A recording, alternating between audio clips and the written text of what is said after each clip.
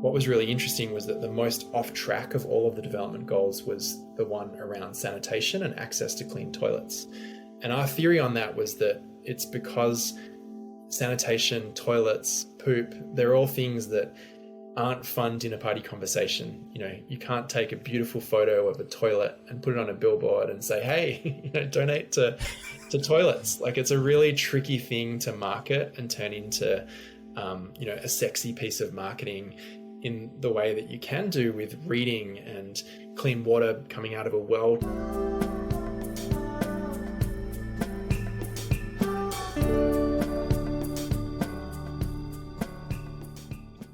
In this episode, I'm joined by Simon Griffiths, an entrepreneur, driver of social change, and co-founder and CEO of Who Gives a Crap, a profit-for-purpose toilet paper company that uses 50% of its profits to build toilets in the developing world. We explored the question of whether meaning trumps money in your working life, how Simon came up with the idea of selling toilet paper to fix global hygiene and sanitation standards. Simon also shares his marketing tips for creating a compelling and engaging brand. It was truly an insightful episode. If you love this episode and this podcast, please like and share and engage with us on socials. Our agenda is to spread the message that money is important to the extent that it is used as an enabler and is in harmony with other elements of our life. Enjoy the episode.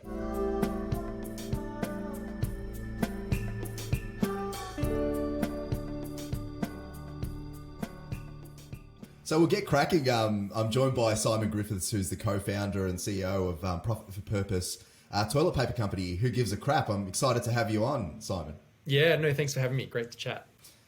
Yeah, so how are you? You said you're in Los Angeles.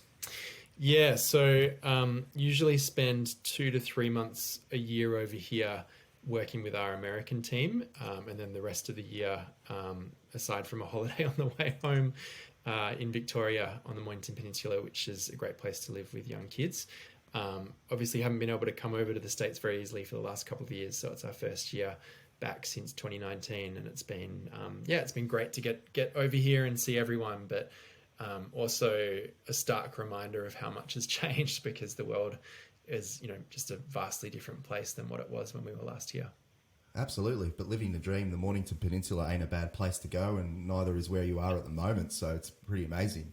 So you're a bit of a mover and shaker, because, looking at your background, you've been in a commerce and engineering graduate. You tried your hand out as an investment banker, engineer, and an aid worker. Some of these things, excluding the aid worker, is really a pretty safe bet from a financial perspective, but you kind of turn all these things down.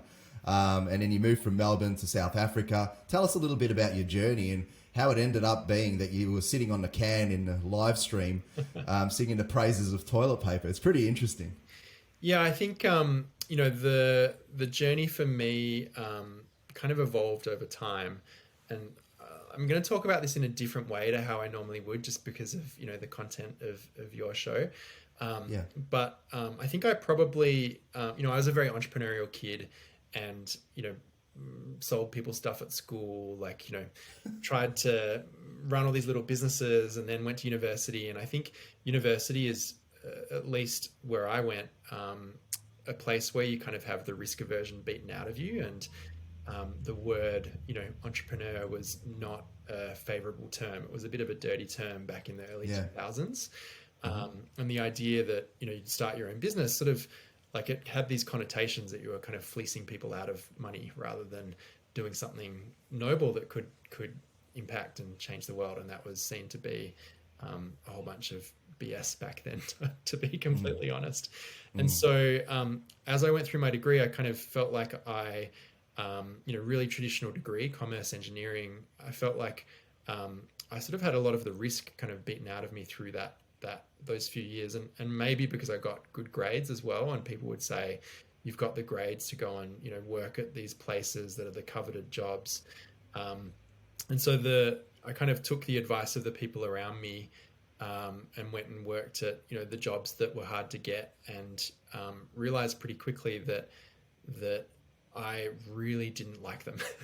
And when I sort of stopped and dug into what was going on there, I realized that I was solving problems that I truly did not care about, and the outcome of those problems would just put put more money into someone else's pocket. And so it didn't tick any of the boxes around what motivated me personally. And so when I took a bunch of time to kind of reflect, I realized that what I was actually really passionate about was development economics and social mobility in particular. So how, someone that was born on one side of an invisible land border could end up with a vastly different set of life circumstances than someone on the other side of that invisible land border because of the socioeconomic differences that came with that those locations. Were you curious as a kid? Like, were you curious as a kid about these types of things? Or is this, because this is very adult. And even when you're talking about it now, I'm thinking about a person that might be in their 20s Well, thinking yeah, I about didn't these things. honestly, I didn't know how to verbalize this until, a few years ago. So Okay. I was Yeah. thinking about all Interesting. this stuff, but it was really, I hadn't unpacked the thought to a level where I could actually say, this is what I'm interested in and why. But yeah, as a kid, I kind of skipped this, but I'm actually British rather than Australian. Grew up was born in London. We moved to Perth when I was 4, but my whole family's British. And so we would travel back to the UK every second year to see family. And my dad was and still is pretty adventurous. And so he, especially back in the 80s and early 90s, you couldn't fly from Perth to the UK very easily. And so we'd end up stopping in all of these quite strange places along the way. And so when I was 7, we went to Zimbabwe, to Egypt shortly after that. I can remember going to Malaysia and getting stuck on a boat in the middle of a trip that should have taken half an hour, that took 4 hours, with my parents thinking this little dinghy we were on was going to sink. And I found singing songs to try and distract everyone from the slightly stressful situation that we're in.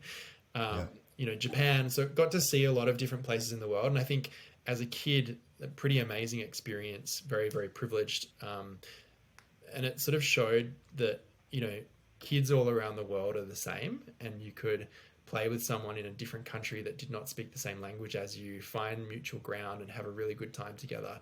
And so I was really curious as I sort of grew up around, well, how come the set of opportunities that's available to me is vastly different to some of those kids that I'd met along the way. And that was sort of the nuts and bolts of it. And I didn't think too much of it until, I kind of had worked in these jobs out of university in engineering and in finance, and realized that they were actually not really very interesting, and therefore I couldn't invest as much as I wanted to in them to kind of give it my all, because I was working on something that didn't motivate me. And so kind of through the reflection on that, what am I actually interested in? I realized that social mobility was this thing that I found really fascinating, but I also had trained in an area that was completely different to more kind of arts-based kind of learning that you would have done at university. And so I had this conundrum of, how do I use my skill set, which is geared around innovation, capital markets, starting businesses, solving problems. How do I use that skill set to solve these problems that I actually care about? And realized that you could start a business in Australia and somewhere else in the world, but use the profits from purchases to help fund some of the social projects that I was really passionate about. And so, having worked in the more capitalist version of the world, I went and worked in a nonprofit to try and understand what that side of things looked like as well, and found that again, I was working on a problem that I really cared about, but it wasn't the right process of work, because the skills that I had didn't really tie into what that organization truly needed to do to be successful. And so I found that if I could stay in the middle ground of building businesses and using the profits to fund the right outcomes, then that allowed me to use my skill set, but also work on stuff that I was truly passionate about. And I think the big aha for me that kind of forced a lot of that reflection was that during, as you said before, I worked very briefly in an investment bank, and I was in my early 20s, and I had just stupid amounts of money for someone that was 20, 21 years old. And so that was a pretty interesting experience, because as well as having a lot of disposable income, I realized that I was literally the least happy I'd ever been in my entire life. And so I was quite fortunate, I guess, to learn at a very young age that happiness and money are two things that are not tied together. Definitely for me, I think hopefully for everyone else in the world as well. Yeah. And Well, now, sometimes it takes the ability. Sometimes it takes the situation that you have the money yeah, to yeah, actually realize it rather than be told it. But there are the studies, of course. 75,000 USD in income, and anything over that doesn't really improve your happiness. So it's out totally. there. But Yeah. So there's a lot more research on it now, but being able to learn that, and I've always been someone that kind of needs to learn firsthand, being able to learn that very young was actually an incredibly powerful thing for me because it allowed me to zoom out and think about, knowing that happiness was the most important thing, think about what it was that I wanted to do with my life in order to be able to achieve that, a level of happiness that made sense. And so everything kind of stemmed from that experience of realizing that, doing the wrong thing was just not going to be a life that actually was enjoyable or happy for me. it sounds like, though, that your family was quite supportive, or at least you were able to. Well, I don't know that, but what I do know is that you've sort of said that they were they were jet setters. They were kind of, in a way, making a lot of change as you were growing up. So I imagine some of that actually made its way to how you're able to move and shake and make changes in your own business life now and take Yeah, for risks. sure. I think the I grew up in a sort of middle class family, I guess, but my parents were very supportive in terms of, like growing up in middle class Australia as a white male is a very privileged place to be on a global scale. Let's not forget that. But the the support that they gave me was to allow me to experiment and try a bunch of things and to not frown upon me saying I don't want to do these jobs that are the coveted jobs, which I think for a lot of parents would actually be a very hard thing to watch your kids, get a job offer that looks like a really great, solid, good income and say, that's not what I actually want to do. I want to go and try and make something out of nothing and see if I can, change the way that people think about business and consumption through entrepreneurship.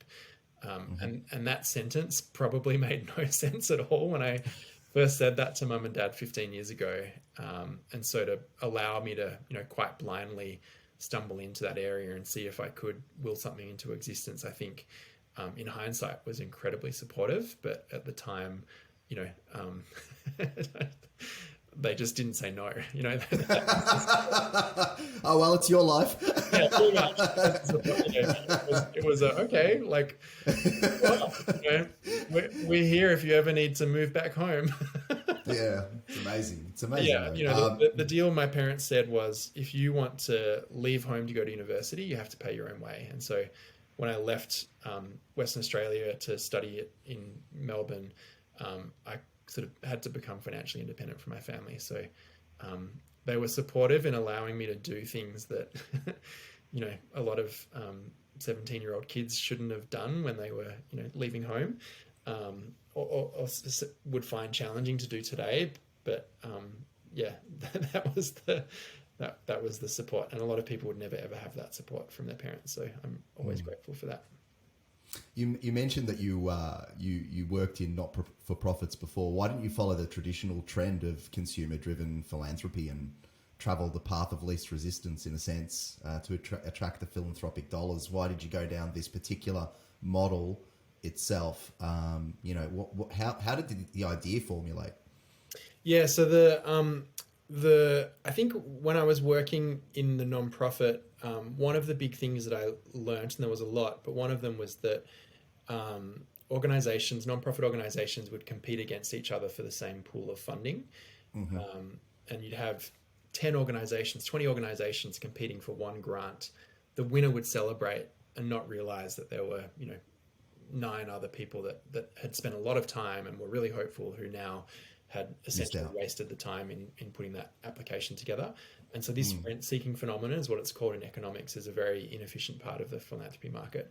And so when I thought about how do we increase the amount of impact that can come from this sector, and when I spoke to organizations about what was holding them back, capital was the number one constraint.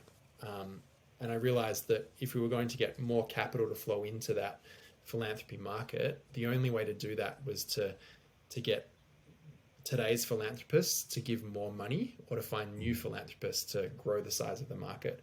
And those two things are very, very hard to do. To double the size of the philanthropy market, you have to either have twice as many philanthropists or get every single philanthropist to give twice as much money every year forever onwards. And that's just not possible. That's behavior change that is, too challenging to make happen.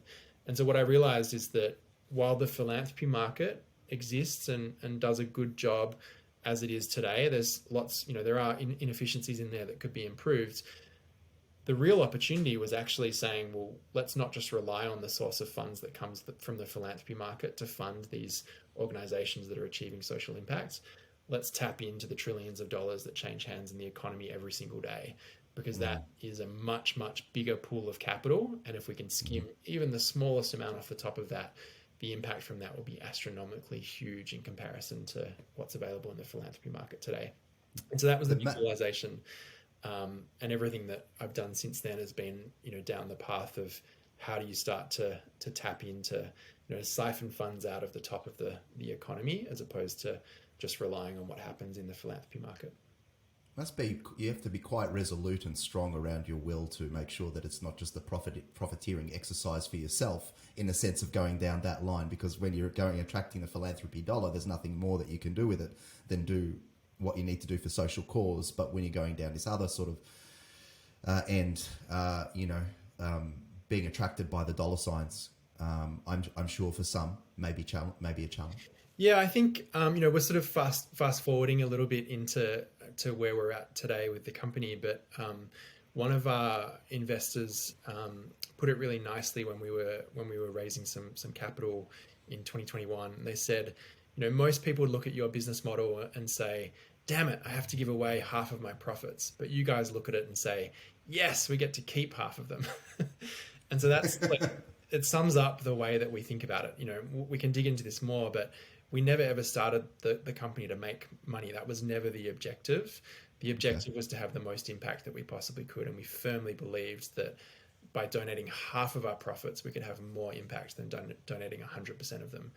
And so, we always look at things through the lens of how do we have the most impact. And when you take that view on things, you're not thinking about anything other than that. The 50% itself, is there a magic number? Is it just it is what it is, 50%? Why wasn't it 10%? Why wasn't it 20%? Yeah, so we actually started the company by saying we want to be a non-profit toilet paper company. We won a spot at a social business incubator in Boulder, Colorado that was called the Unreasonable Institute. It's since changed its name. And while we were there were a lot of amazing mentors that came from all sorts of different sectors, great marketers, people from a very large natural supermarket chain in the US. And a lot of them said the same thing. I think you're shooting yourself in the foot by donating 100% of your profits, because you won't have any capital left over to reinvest in the growth of the business. You won't be able to use equity plans to incentivize staff members when it comes to compensation. You're not aligning the incentives of the growth of the business with the incentives of the team to grow it.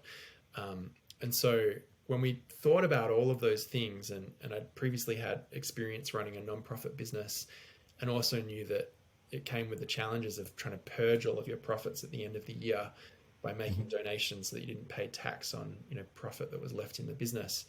But to do that, you often had to take on debt to be able to make the donations that you're making. And so the debt gets bigger year after year, and you end up building a business that becomes less and less stable as it grows.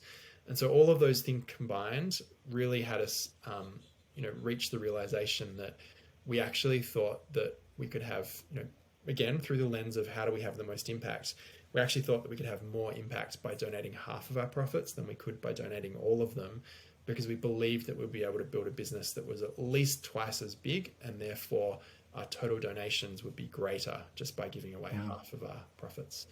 And I think that's played out. I don't think our business would be at the scale that it's at today if we were,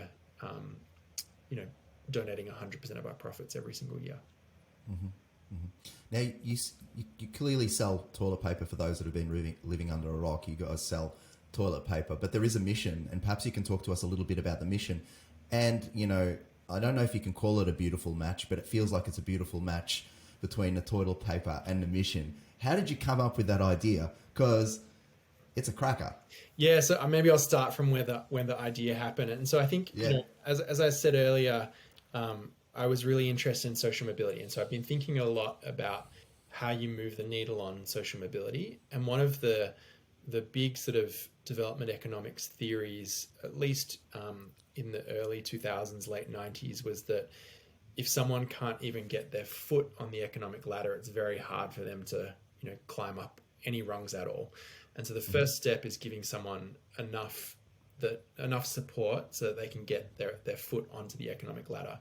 And so when you look at what you need to be able to do that, it's things like shelter, food, health, education, and all of there's development goals around all of those things. What was really interesting was that the most off track of all of the development goals was the one around sanitation and access to clean toilets. And our theory on that was that it's because sanitation, toilets, poop, they're all things that aren't fun dinner party conversation. You can't take a beautiful photo of a toilet and put it on a billboard and say, hey, donate to toilets. Like, it's a really tricky thing to market and turn into, a sexy piece of marketing in the way that you can do with reading and clean water coming out of a well for someone for the first time, so they don't have to walk, many hours. Yeah, it doesn't. It strikes me that it doesn't pull at the heartstrings as much as like famine and stuff like that. It's just something that people would probably go, avoid. Yeah, and so it's because of that we thought it was the most, we thought that was the reason that it was the most off track of all of the development goals. Yeah. And so with all of that information that had taken me many years to kind of piece together, one day I walked into the bathroom and saw a 6-pack of toilet paper sitting there and said, oh my God, we should sell toilet paper, use the profits to help build toilets, and call it Who Gives a Crap. And I called 3 friends and they all said, that is an awesome idea, you've got to do it. And the third friend said, I've just finished up my last job as a management consultant. I want to come and help you get started. And we met at a supermarket the next day and we stared at the toilet paper shelves. And we realized that every single brand that existed was talking about, softness and pillows and feathers and puppies. No one was talking about what the actual product is used for. And so we realized that by talking about, our cause, we could actually create marketing that was completely defensible, because no one else could ever go there, because all of their brands had been built on everything except for what the product is actually used for. And so by calling it Who Gives a Crap and funding a cause that was related to toilets and sanitation and toilet paper itself, we actually built an entirely defensible business model, which is the beauty of Who Gives a Crap. It's amazing. It's in the brand itself is a sense of altruistic irreverence, humor, humility. Is it a brand that is a continuation of your personal identity, do you think, or a group identity, or is it just Aussie larrikinism, that's so appealing about it? I think it probably was when we first got started. We said we talk about the idea that we designed a product that we would want to use ourselves, but today it's gone well beyond that. I'm not allowed to write anything for the brand anymore. I don't even have access to our social media channels. So the brand today is now an extension of the team and the brand guidelines and the strategy that the team's put together around, what is the right tone of voice for us. But we haven't strayed too far from, I think, what our original roots were, because of the beauty of the simplicity of the brand, the cause, and the product coming together, but also that it was this brand territory that no other company, no other existing brand could go after, because it was the opposite of what they'd built their brand on to date. And that's, that was really special, stumbling across that. And then it was our job to figure out how we could take that further over time. And so there've been a lot of improvements that we've made. One of the most notable was the realization when we were doing our packaging that we didn't have to wrap a product in these big plastic bags with 10 or 20 rolls in them. Instead, we could wrap every roll individually in fun, unique, well-designed wrappers. And that came from this this session that Danny, the other co-founder that I haven't talked about yet, and he comes from a product design background, and he said, when you think about how people actually use toilet paper, they stack it up. What if we could make it fun so that when you stack it up, it creates something that people are proud to put on display? How might we make toilet paper something that gets taken from the back of the cupboard and put out proudly on display? And that was one of the genius ideas that we had that gave us this extra real estate to tell the brand story and to have a bit of fun on the back of the pack as well. We're a little bit worried that the serious issue of like hygiene and sanitation, and then the irreverence of the humor was a little bit of an odd match, that it wouldn't go down well. But obviously, the end justifies the means in the end. But was there a little bit of trepidation and worry around that? Yeah, I definitely. I think one of the sort of early warning signs that we had was that when we told people who came from a marketing background about the idea, 50% of them said, "I love it," and 50% of them said, "You can't do that. That's not okay." Yeah. And in hindsight, that's actually the sign that you've got something that has a higher potential for virality. Because if people think that it's not okay, it makes it something that people want to talk about and tell someone else about, regardless of whether they think it's okay or not. Yeah. And so, I think the fact that that we do tread that line, and we have to be very careful. Let's not forget our product exists to make the world a better place. And so we don't want to, we always say that the rudest thing we'll say is our brand name. All of our other copy has to be nicer than that. And so we've made sure that we draw that line in the sand and we don't cross it. Yeah. I in preparing for the episode, I watched and I was aware of it loosely. I didn't actually see the video, but the crowdfunding situation, and I watch a hell of a lot of comedy. It's one of my favorite things to do. Simon, that's one of the funniest bits of advertising I've ever seen. And I don't know whether you are just like this in person, but your expressions on the toilet were quite priceless. Could you talk us around the idea? It's an absolute cracker. It's really seriously one of the best things I've seen. Yeah, so I think when it came to getting started, we realized that the first production run would be the biggest hurdle. And it was twofold. One, it was going to cost us $50,000. I think I had about $700 in the bank at that point in time. And two, it would give us 50,000 rolls of toilet paper, which was enough to fill my share house from floor to ceiling with toilet paper. So insurmountable for multiple reasons. We realized, crowdfunding was just becoming this emerging thing back in 2012. We realized it was kind of the perfect concept to crowdfund because we could pre-sell the first $50,000 worth of product and get the capital we needed to place the first order. But we could also find our first 1,000 customers who take product off our hands and hopefully go and tell other people about what we were doing. And so, 3 co-founders, I've now talked about each of them, but I'll just sort of quickly dive in. So Jahan, management consultant, great strategy brain, was also at that point in time Sri Lanka's most famous YouTuber. And Danny, the other co-founder, a product design background, so very handy when it came to designing things. Brilliant marketing mind, very good at putting himself in the shoes of the customer. And so we thought with our skill set that we'd be able to create a video that was really compelling. When we actually went and shot one, we discovered that it wasn't the finest work that we'd ever done, and also that we were selling a really boring product. We are talking about toilet paper here. And luckily, someone that was working out of the same kind of shared co-working space, which was actually the ground floor of my apartment, said, I used to work in marketing, and let me introduce you to some guys that might be able to help with this. And so we got in touch with a marketing agency called Naked Communications, and the kind of 2 senior leaders loved the concept.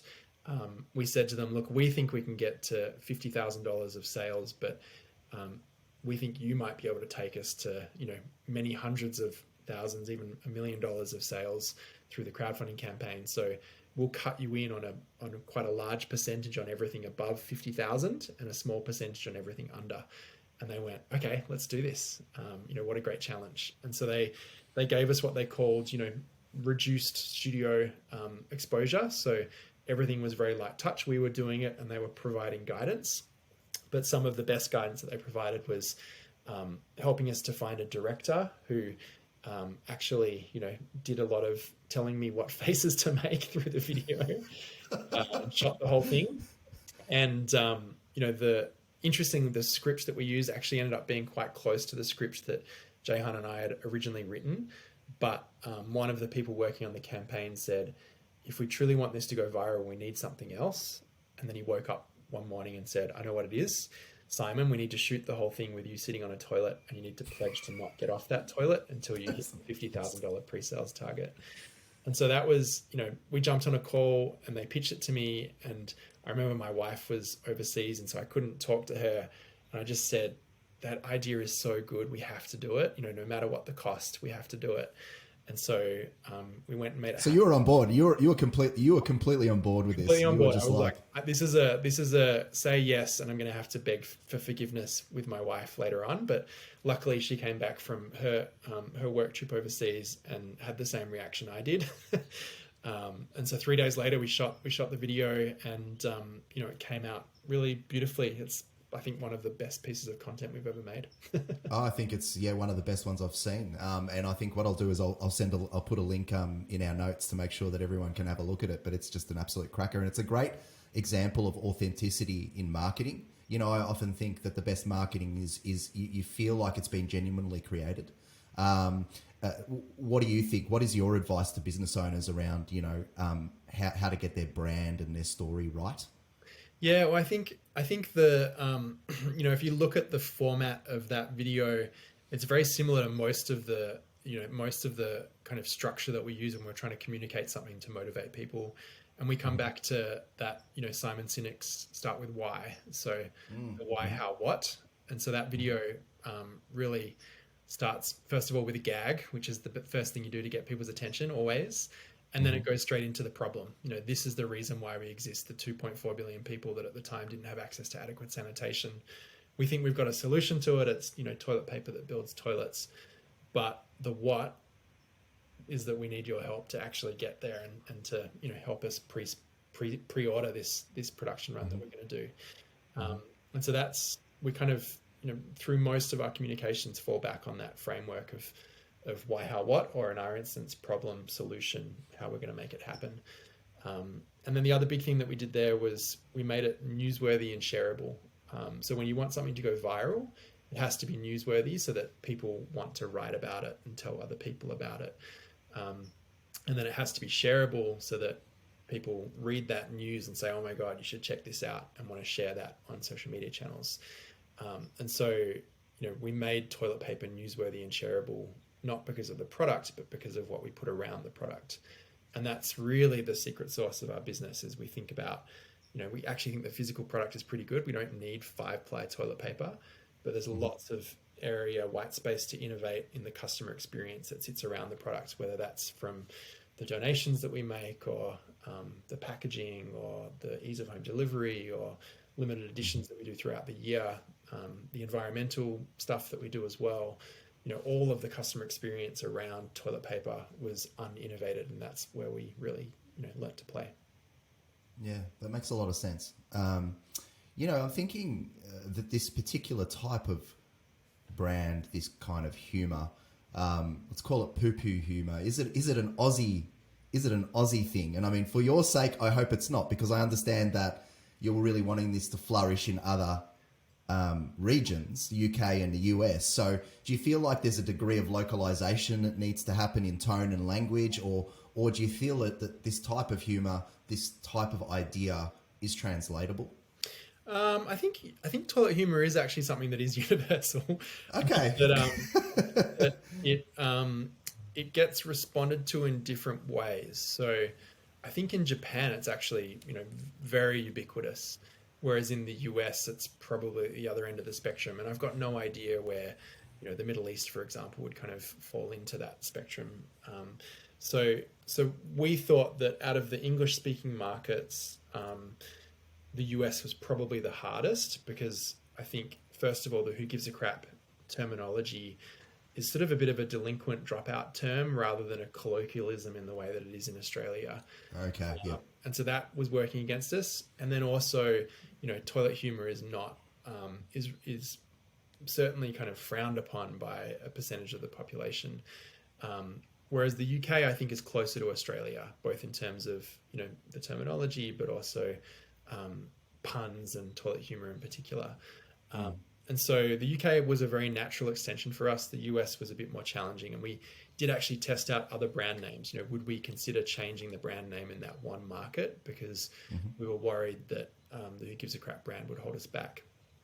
But in 2017, when we went into the US, this other thing happened. You might remember Donald Trump was elected, and yes, all of a sudden, what was printed on the front page of a newspaper, the Wall Street Journal, the New York Times, was now vastly different to what had ever been printed on the front pages of those newspapers. And so the vernacular of the country kind of shifted almost overnight.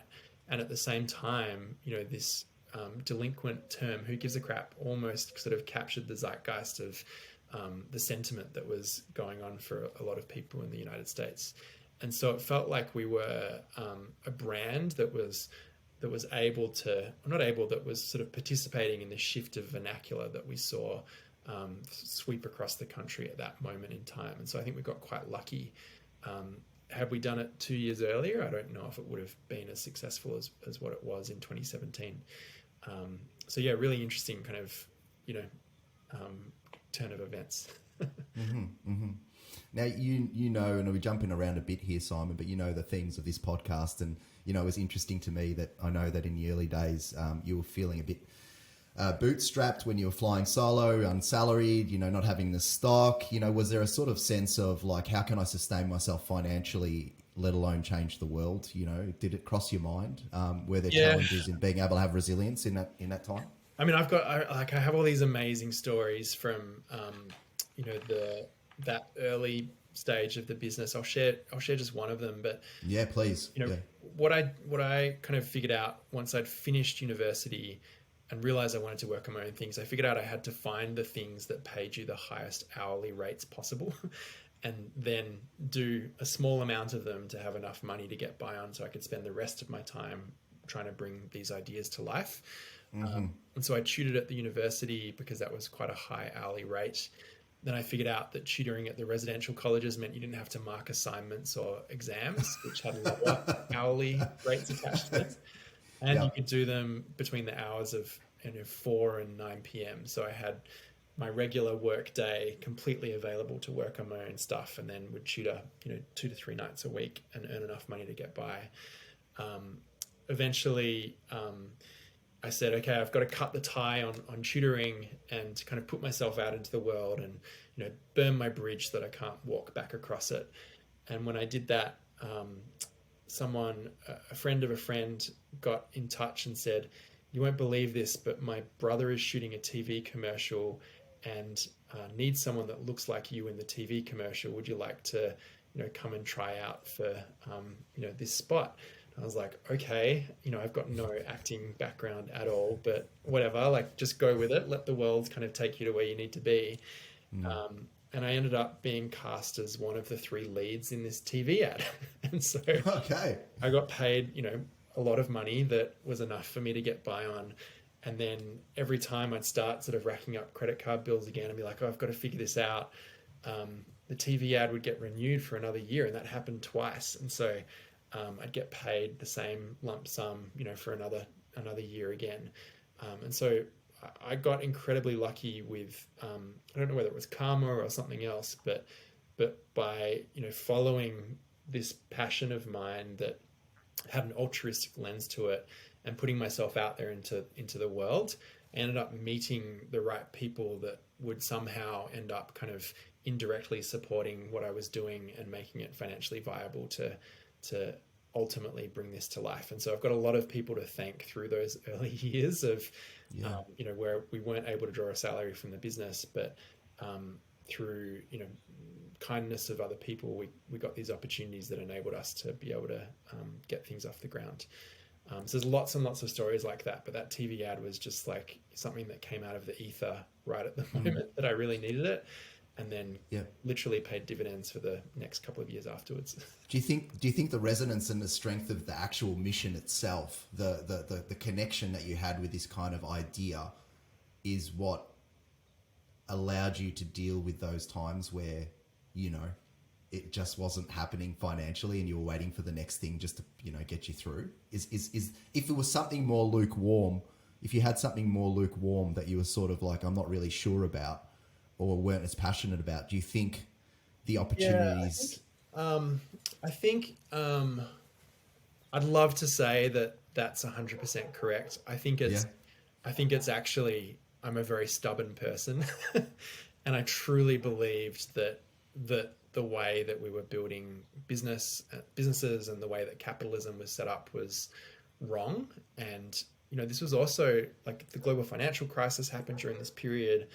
Like there was a lot of other people that were starting to think in this exact same way, and so the opportunity was there and it was really clearly there, but no one else was playing in the space.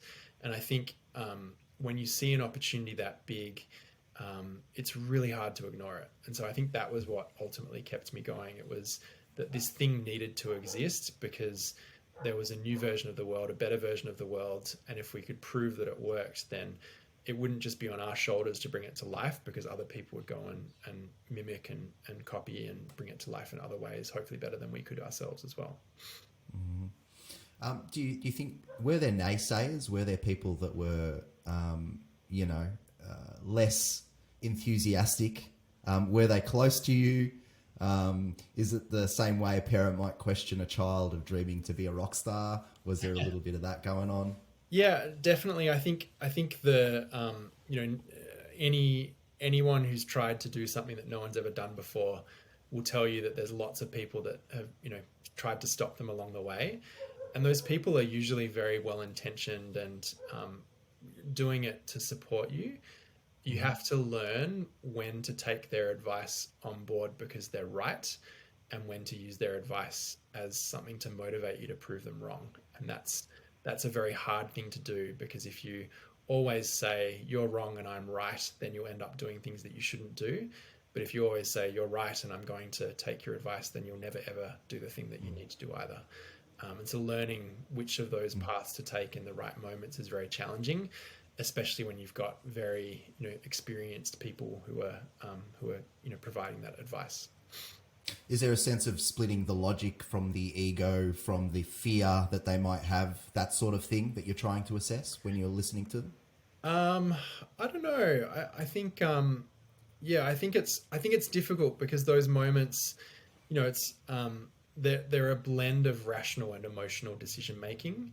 You know, you have to listen to both, because sometimes the best ideas aren't rational and you have to go with your gut, but you also need to try to be really rational with your thinking whenever you can as well. And so I think it's less about, you know, pure ego and more about the emotion that comes with trying to bring something into existence and the sunk cost of time that's come to get you to where you are today. And that often makes it very hard to walk away because you've kind of spent so much time already on something. And so the rational thing is to ignore the sunk costs, but your emotional side says, I've gone this far, I need to bring it to life. And that can make things challenging. Yeah. Speaking of challenging, this is a challenging question. I know we're getting to the latter end of the episode, so you might be a little tired, but I'll ask it anyway. You know, we talk about it's never about money. You know, this is the whole theme of the show, right? So, but I look at your situation and who gives a crap, and think about, you know, without the financial resources and backing, you just simply can't achieve the outcomes tangibly that you need to do. But if you focus on the financial solely, then that could be a distraction from your passion and the mission. So have there been times where the balance hasn't been quite right and your focus on the financial has been actually ineffective to the cause, or perhaps vice versa? Yeah, I think it's a really tricky one. I think you know, we're somewhat lucky in that we think about maximizing our donations over time. That's what we talk about as a company, and we're lucky that is very closely tied to maximizing the profit of the organization, because profits drive the 50% of donations that we make from them. And so we're able to use a lot of the same kind of tools and systems and processes that traditional businesses that have come before us have used to help them maximize profits. But the mindset that we do it with is that we're maximizing a donation, and every dollar that we spend is money that we now won't be able to donate. And so I think the tension for us comes probably with that last part of it, where every dollar that we spend is money that we won't be able to donate this year, but it doesn't take into account the fact that we could invest that money and then make more donations in the years ahead. And so you have to balance the short-term and long-term thinking of being in a growth business. And that's, I think, the tricky part of doing what we do. And probably the extra weight that comes with that is that, I think we couldn't follow the path of a traditional startup that raises capital and is not profitable for 10 or 15 years, because then we wouldn't fulfill the promise that we have to our customers that our business will make donations. Does that mean we have to be profitable every single year? I don't think so. I think we want to maximize the size of the donations in the long run. And that means that there will be periods or years where we're not profitable, and then we have periods or years where we are profitable, and we'll come in and out of them. But the long-term goal is to build a bigger business to maximize the donations that we can make over a 50-year horizon rather than a 1-year horizon. And so, we have to respect all of the different parts of that equation that come into the decisions that we make as a business through the lens of how do we have the most long-term impact. And to do that, we also have to keep our customers engaged and really excited about how we're thinking about growing the business over time. So you're thinking really, really long term, and it leads me to my next question around what's still to do. What's on the horizons? What's the expansion plans look like, and what's Dreamcloth?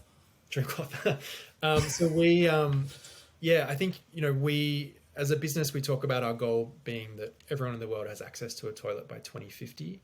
There's still 2 billion people globally without access to adequate sanitation today. So that number's improved a lot over the last 10 years. It used to be 2.4 billion people when we got started. Most of that improvement's happened in India, where there's been a huge push towards toilets for everyone, but there's still an incredibly long way to go.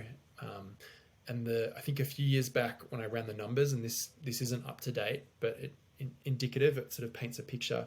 When I ran the numbers at current rates of improvement, we wouldn't see global access to sanitation until about 2085. And so it's our mission as a business to try and cut that in half. And we do that by funding toilets ourselves, by raising awareness around the problem, and hopefully by funding innovation that has the ability to, create either new technologies or new ways of doing things that allow many more people to get access to toilets for the first time. And so, that's a crazy, lofty, insane goal that we have as an organization. But a few years ago, we said, if we do pull this off, and it's going to be super ridiculously, incredibly hard, the hardest thing we'll ever do, we're not going to touch a lot of the other social problems that exist out there in the world. And there are a hell of a lot of other social problems that exist out there in the world. And so we said, if we're truly trying to have the most impact, which is what we want to do as individuals as well as a company, how might we impact some of the things outside of the sanitation problem? And we realized that the best thing that we could do is show that our business model can generate social impact and donations at scale, whilst also generating financial returns for its investors at scale. And if we can do both of those two things together, then we'll attract more entrepreneurs and more investors into the space that we're in, to hopefully create many more business models like ours, hopefully even better than ours, that can go out and solve some of those other problems that exist in the world as well. And so when we think about what's next, part of that is about growing our business and getting better at what we do over time. But part of it is actually about inspiring other people to come along and do the next version of Who Gives a Crap that can be bigger and better than what we are. And so when that happens, that's something that we celebrate. Do you think that people give enough of a crap in your experience?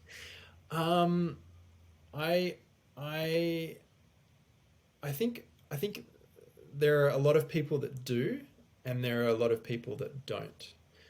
And I think that unfortunately that's got us into this place that we're in now, where there's huge amounts of wealth inequality. We've still got hundreds of millions of people living in poverty, 2 billion people without access to sanitation.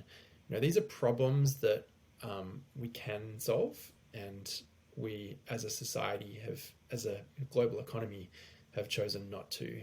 And I think unfortunately a lot of that comes down to either the ignorance or the greed of individuals that have the resources that could help us to solve those challenges. So I think there are a lot of people that do, but unfortunately, that's not everyone, and that means that we're in the position that we're in today. I hope we're not going to end here, because that was an incredibly... No. I'm actually thinking, so how can people help? And what I want to do is give you an opportunity to have a subtle plug. Excuse the pun, that was terrible. But could you, like, how can people help? Just buy the toilet paper and that sort of thing. Yeah, I mean, buying Who Gives a Crap, unfortunately, is not enough. Yep. So I think it's more about two things. The people that are listening to this show, everyone controls their individual actions and spending, and there's things that can be done there. No one is perfect, and no one I think can ever be perfect, but we all have an opportunity to be more impactful with the money that we spend by being more intentional with how we spend it and what we spend it on. And the other thing is, there's people who are listening to this who are running businesses or family offices, and they have this leveraged potential to make impact, because they're going to be through their work touching many hundreds, thousands, tens of thousands, hundreds of thousands more people. And so small changes in those environments that are at scale have huge impact. And so the way that I think about this is, imagine if every company had one product that had to give back in one way or another. The impact from that would be astronomically massive. Imagine if every company donated half its profits, then I think we could solve a lot of the world's problems very, very quickly. It would take time, because now a lot of money would flow into the philanthropy market, and the philanthropy market would have to correct. But the impact that we could have from that would be just totally insane. And so asking yourself some of those questions: how much is enough?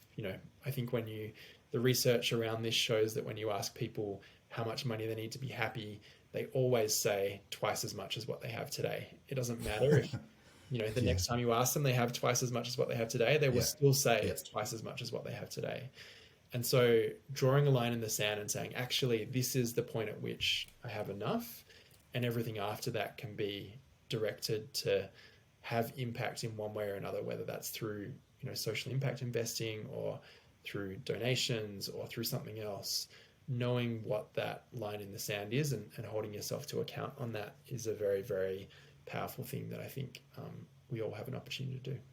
I think it's a great note to sort of finalize on. I think you're a great example of looking at meaning and finance interacted perfectly in union, and I think there's a lot of insights to get out of today's recording, and I really appreciate you getting on. But I also know that we have an awkward question to ask every guest.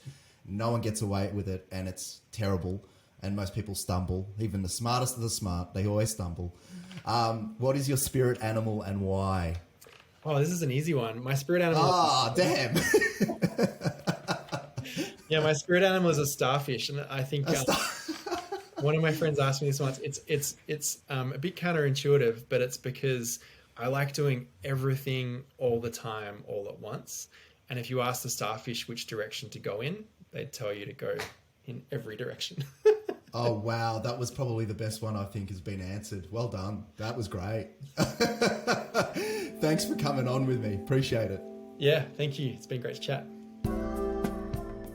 I hope that this one was enjoyable to listen to and there were some moments of value.